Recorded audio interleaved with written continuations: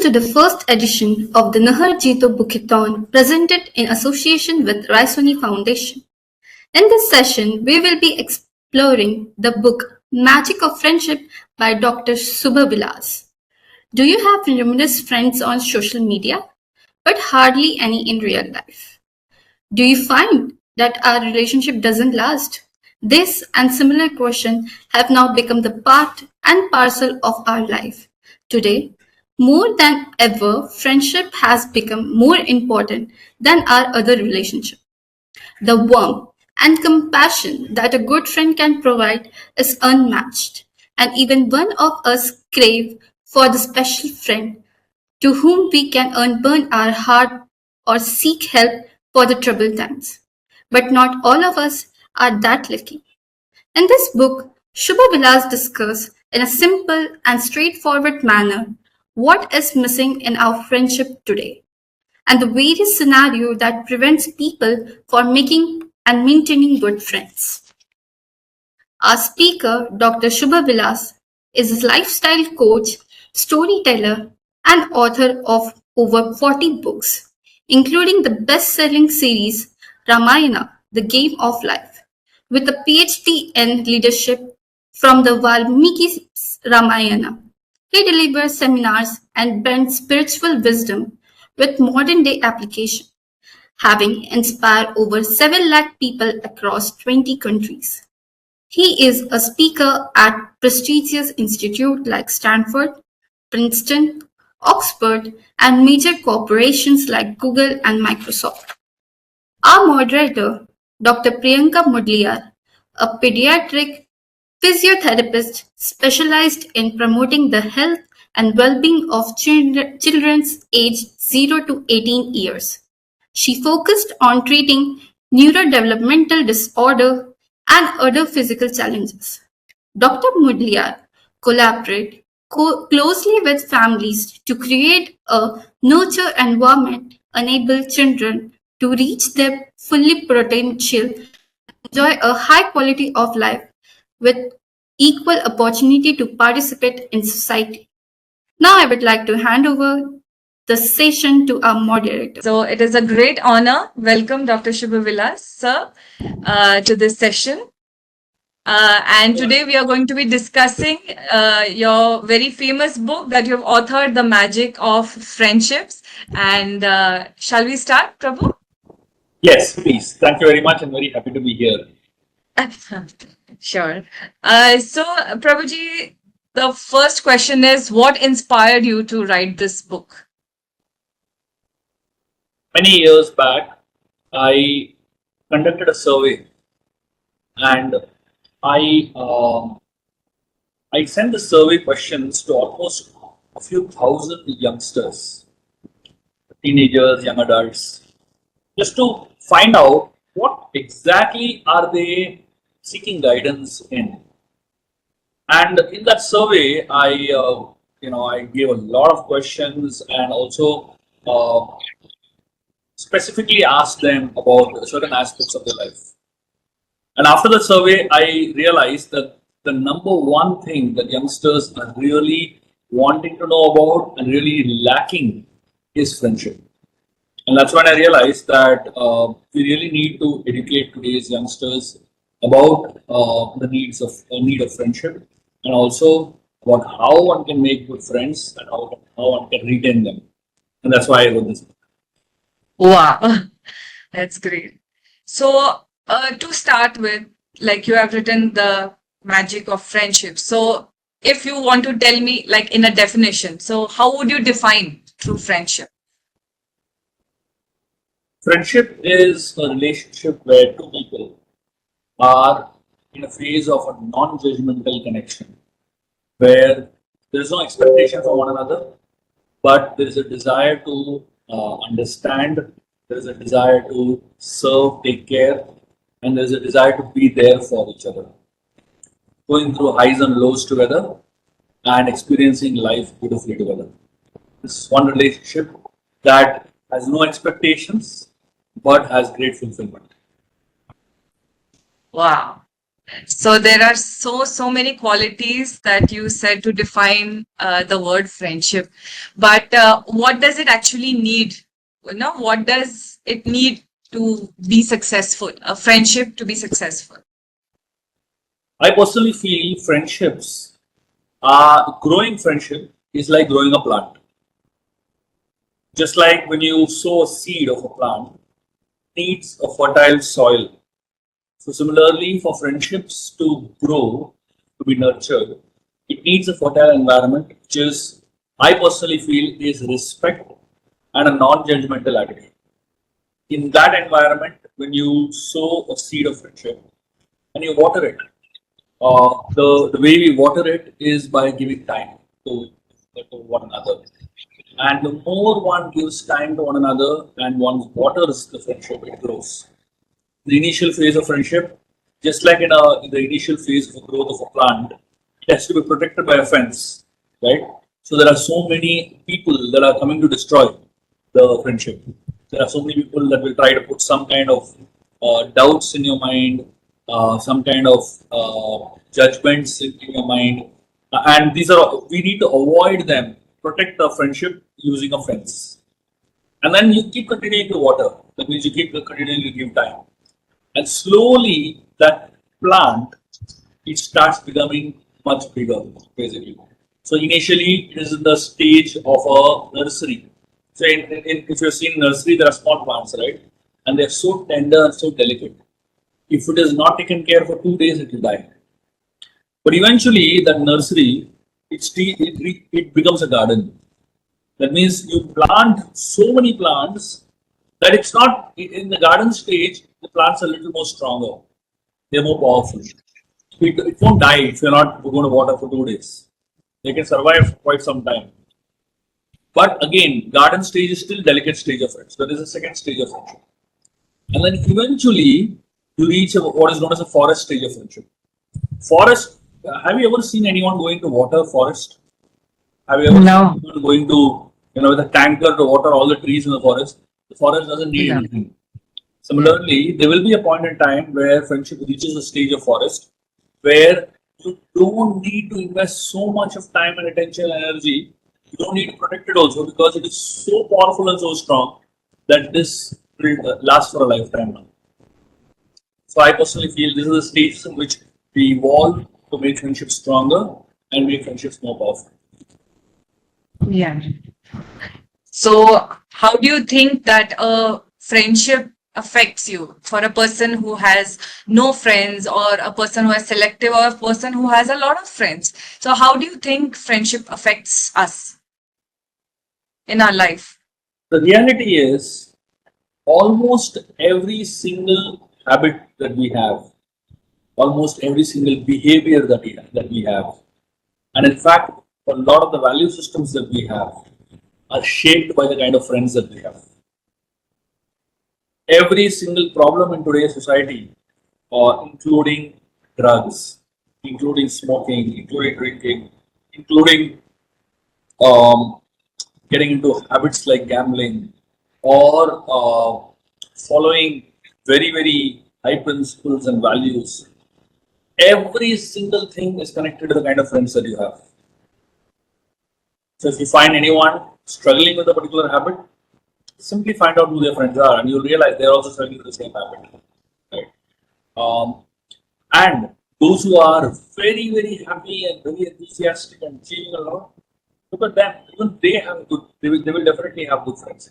So the point is that almost all aspects of life are affected by the kind of friends that we have. Our obesity levels, or our food intake, every single habit that you can think of is directly connected with the kind of friends that you have. Your ability to play sports, your ability to have a good quality fitness regime in your life, or whether you like to read books or don't like to read books, whether you like to spend a lot of time on video games, whatever you can think of, it is directly connected with the quality of friends that you have. Therefore, I personally feel friendships have a lot of weight in our life, and choosing the right kind of friends is so very important for us. So naturally, the next question comes that how do we choose a friend? Because there are so many, and when I was reading your book, even you had said, which was a revelation, because most of the times we expect our work friends to be, you know, our true friends, because we end up spending most of our time with them. We end up going through stressors of our work with them. So how can we choose a friend? There are many ways in which you can choose friend, but I find one very, very important and a very interesting way of looking at friendships from a story in the Panchatantra. This is one of my favorite stories. This is a story of a crocodile and a monkey. There was a monkey that lived on a berry tree, and it used to eat berries all day. And one day, a crocodile happened to visit that tree. The monkey thought that this person has come to my tree, so he is my guest. So I need to feed him. So he threw some berries into the mouth of the crocodile.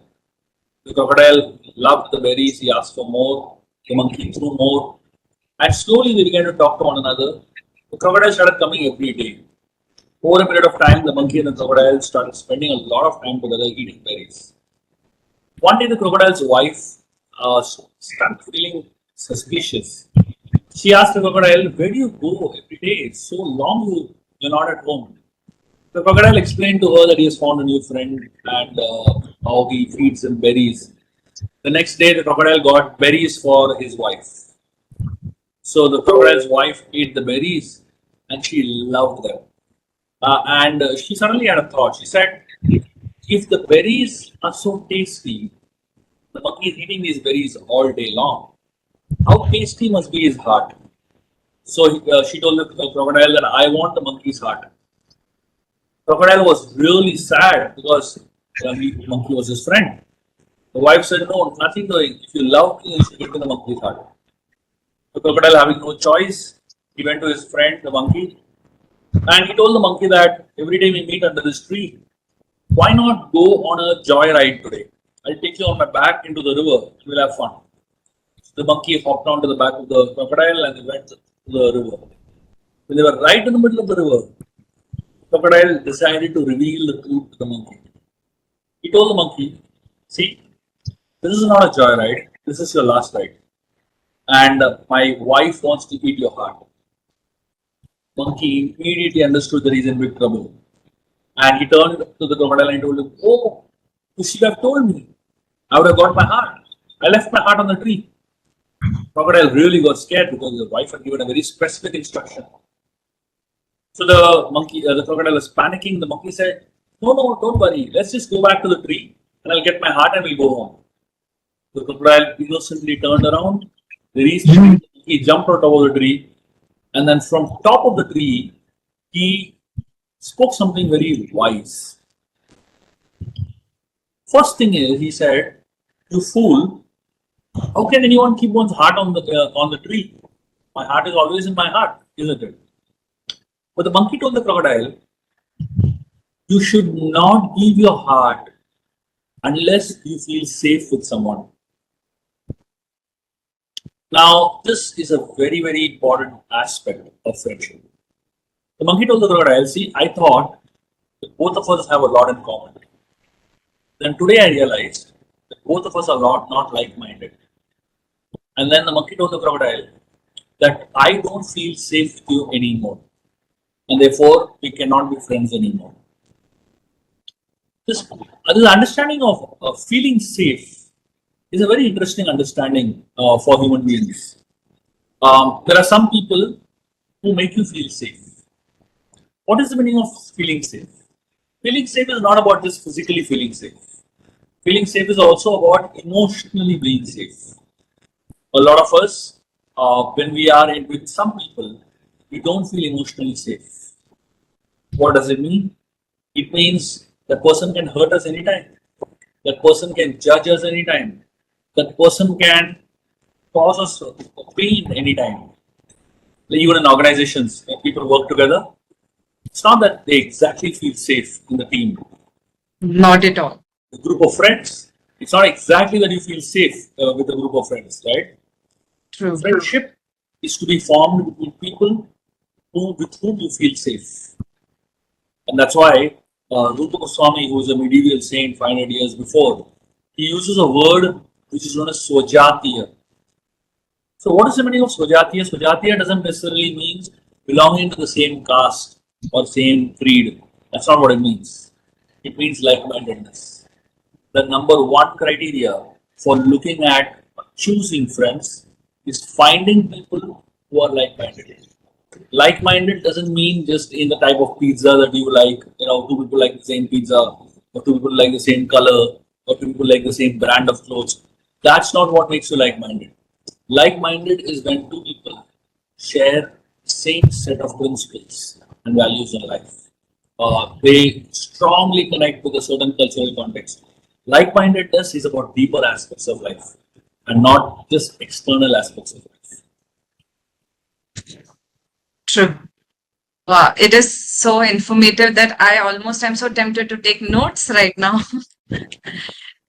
So yes, Prabhuji, this was the biggest revelation that one should feel safe. That is very important. So, even in the workplace and all, sometimes you can only share up to a level of information to others. Even in your book that you have mentioned, in every behind every chapter, you have a concentric circle diagram about your level of friends. So slowly, the qualities that you mentioned about choosing a friend, all the friends are slowly filtering away in the outer circle. So that is one amazing clarity that the readers will find after reading this book. And the most important question which we fail to understand is how much information should one share with a friend? Um, Revealing the heart has to be done progressively. When one feels safe, one can open up the heart. But you should also see after you open the heart, does that information or does that secret that you're sharing does it get revealed to somebody else? So when you share a secret with a friend and that person reveals it to someone else, you feel let down, feel betrayed, and then you start having doubts whether this person is genuinely interested in the friendship or he's going to maintain, he or she is going to maintain the friendship. So the more confidence you have in the person's ability to hold secrets, to keep promises, to keep maintaining confidentiality, the more you can open up. And as you feel that the person is non-judgmental, to that extent you can open up. There are people who might keep your secrets, but they might judge you when you reveal your secret. So you need someone who not only keeps your secret, but also doesn't judge you. And not only keeps a secret and doesn't judge you, but also should help you in some way. So when you are opening up to someone, you obviously are opening up expecting some kind of help, expecting some kind of support. So if that person doesn't have the ability to support and help, it's limited how much they can work. That person, even that is useful. At least if the person hears you. But if a person can help, it's even better. So I would say that to the extent these three qualities are there in a person, to that extent you can open up more and more.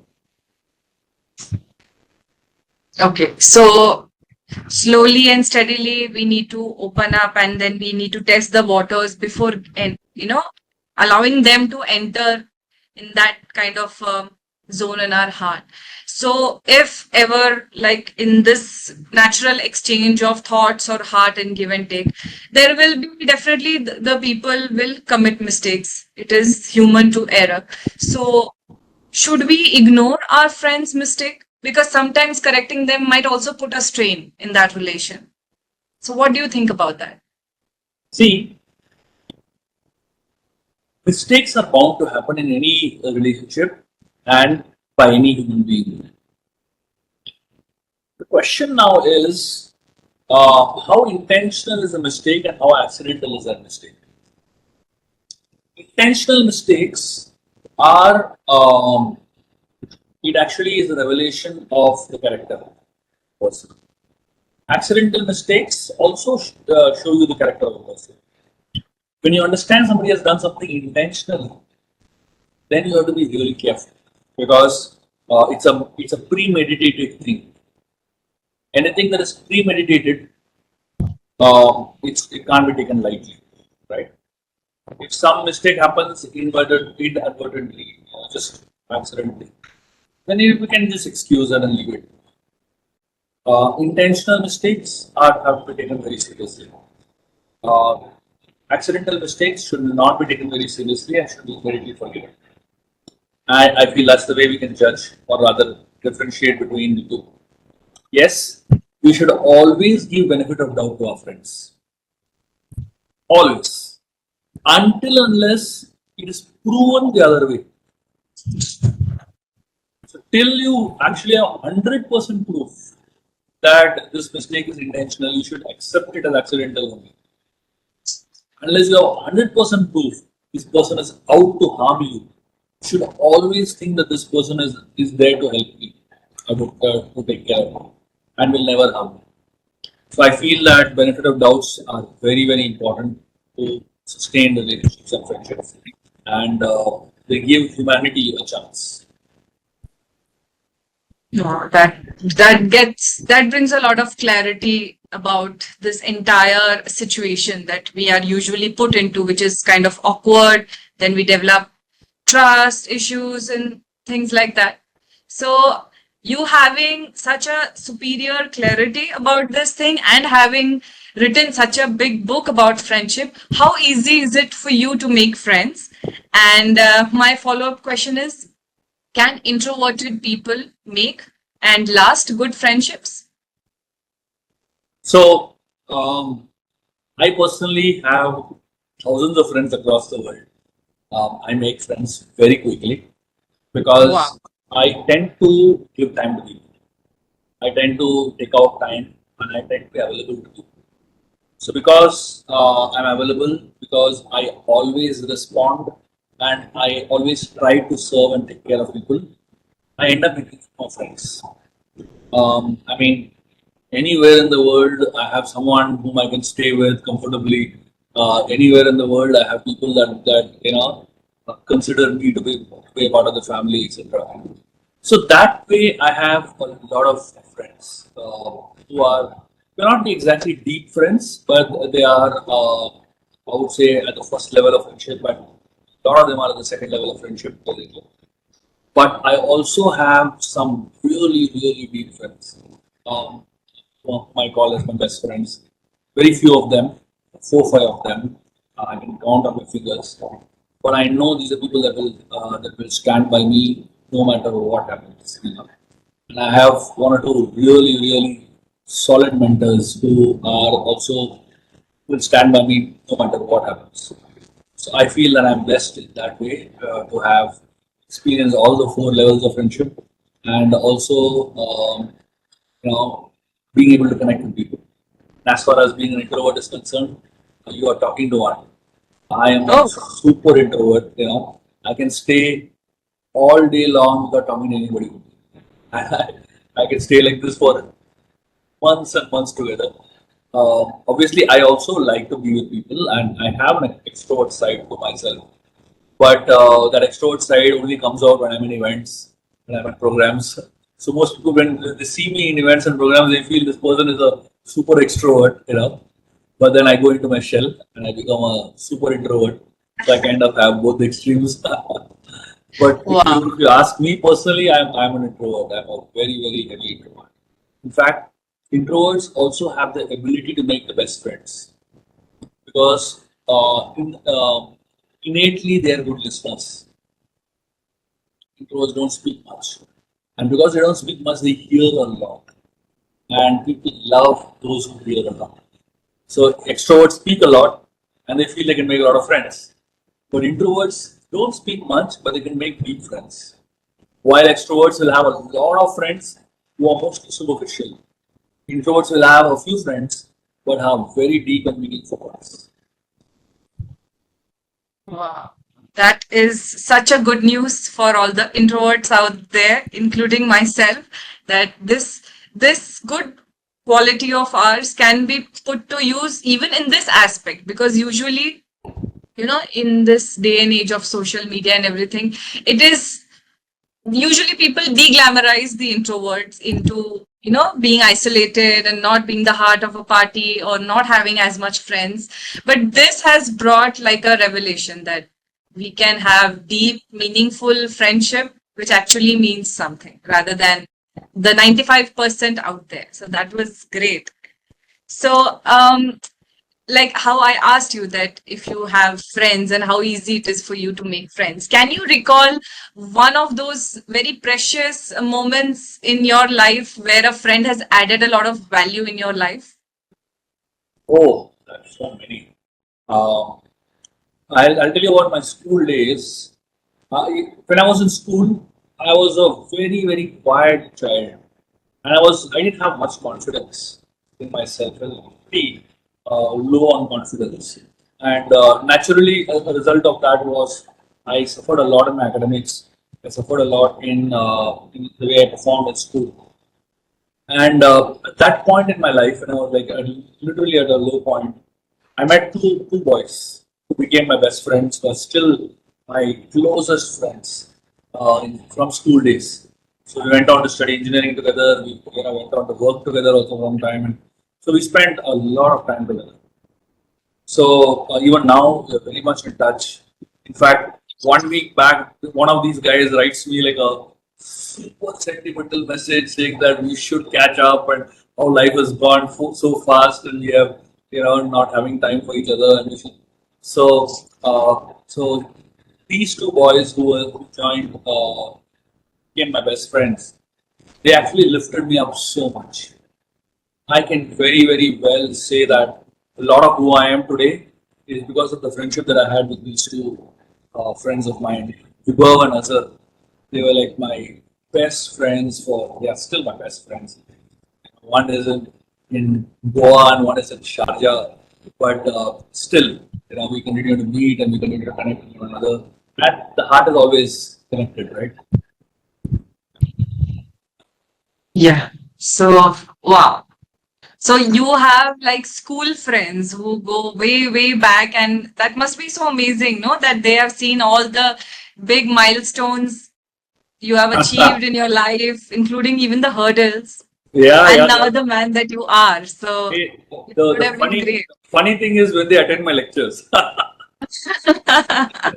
So they, so I mean, the initial phases when they used to come and attend, like they couldn't believe that I'm the same person. Because they've seen my naughtiest phase and they've seen my wildest phase, and then they're seeing me, in a totally different light. But yet So they've accepted me do the they way take I you am. seriously though, like after your lectures? Because, Yes, yes, so very much of much. familiarity, but then when you talk such serious matters, how is their reaction? See, we have a personal connect, but they respect what I do and what I share with the world, and they have a great respect for that. And that's what makes our connection special. Though we're from such diverse backgrounds and really, no connection from many of the aspects, but still they respect what I'm doing and they appreciate what I'm doing. And that's what makes the relationship even more sweeter, isn't it? Because, and in fact, I've dedicated this book, Magic of Friendship, to them.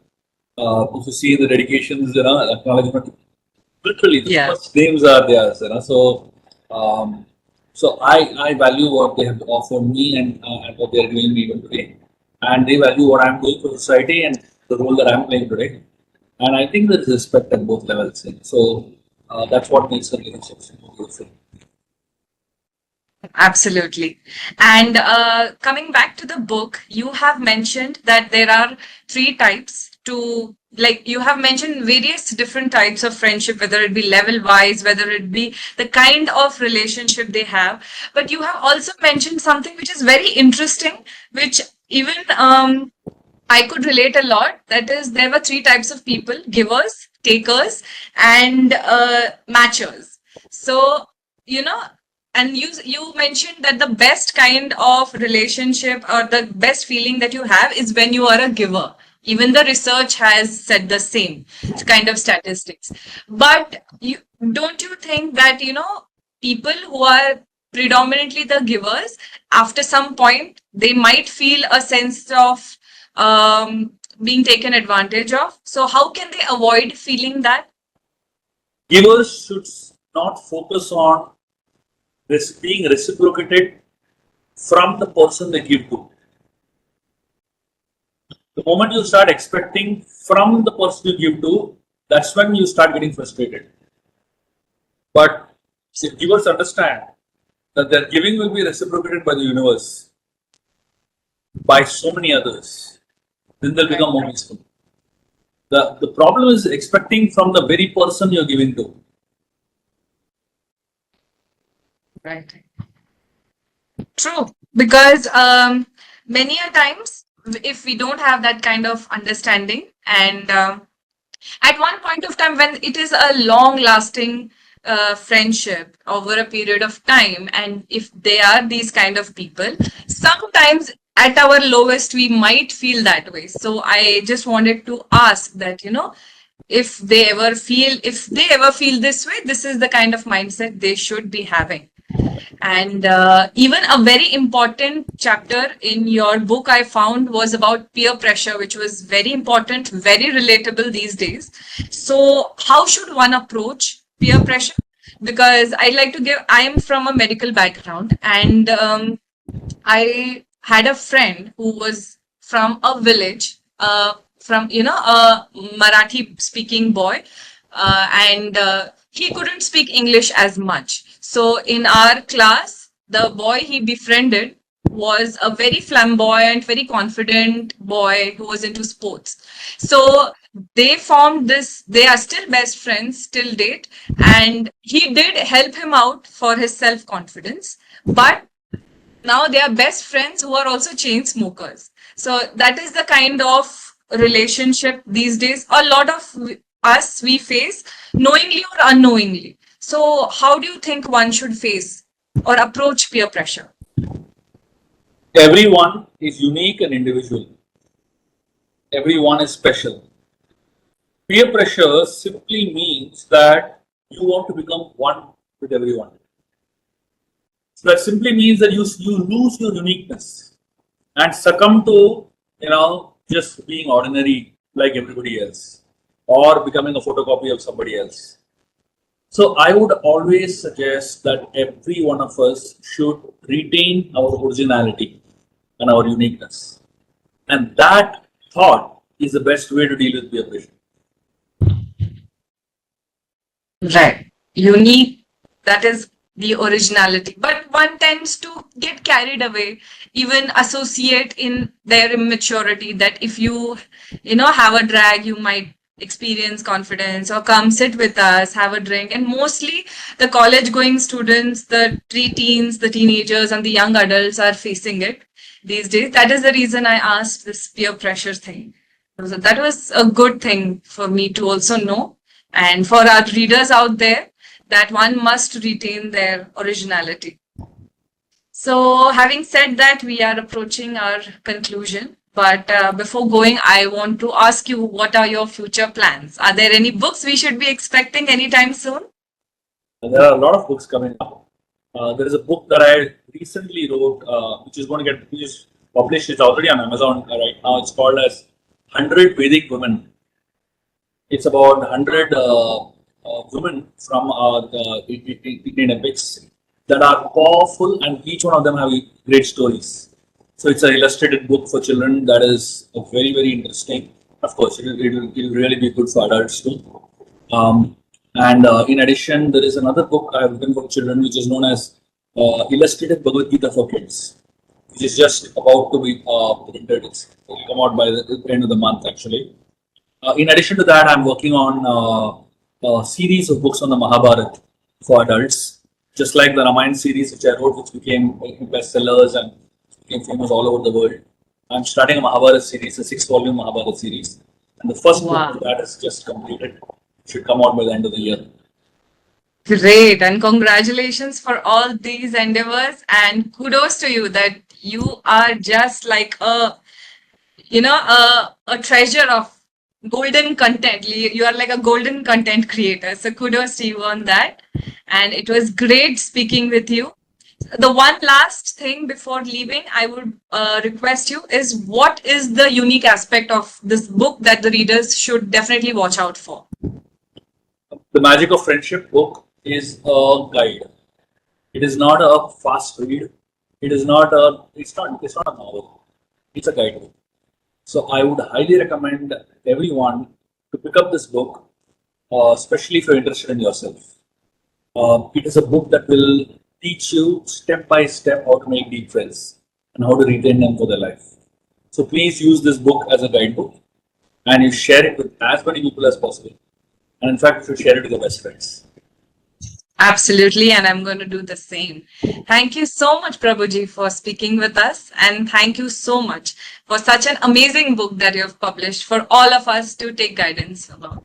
Thank you very much. It is such a pleasure to be on this G2 platform, and I'm honored and grateful to be here sharing with all of you all about the magic of friendships. Thank you very much.